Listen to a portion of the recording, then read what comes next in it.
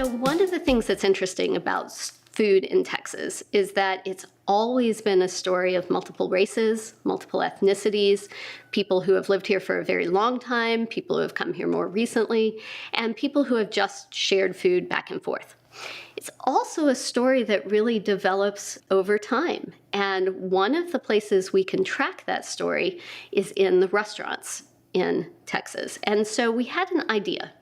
And the idea is that people have told the stories of restaurants in the US South as if they were delayed in development, that the real culinary breakthroughs in restaurants happened in the Northeast or happened out West, but that in the US South, people cooked at home, ate at home, didn't have big cities that had big food scenes, didn't develop that over time. We have a feeling that the story is a little bit different in Texas, that in fact people have produced food, cooked food for each other, and sold it, had some kind of restaurant exchange for a long period of time. So the Iconic Texas Restaurant Project is to try and go and find those stories. But we mean iconic not simply as what's the oldest, even though that's a really interesting part of the story.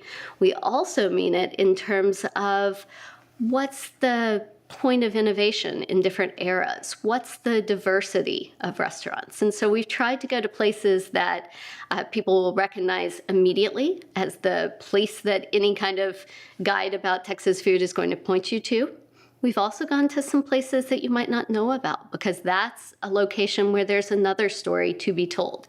Whether it's a small town, and this is the restaurant that's held this town together for a long time, whether it's a restaurant that really was the first kind of organized place for a community that has recently arrived to Texas to start to share their foods again and start to then cook their foods with the ingredients we have here and with the cultures we have here.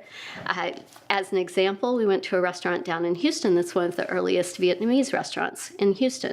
And we did that deliberately because it's both a Vietnamese kitchen and a Chinese kitchen, and it's really benefiting from the seafoods of the Texas Gulf. So that means it's a place where you have several different stories coming together. So that, to me, becomes an iconic Texas restaurant story. It might be from the 1890s, it might be from the 1970s, but it's a place where we can tease out what food means.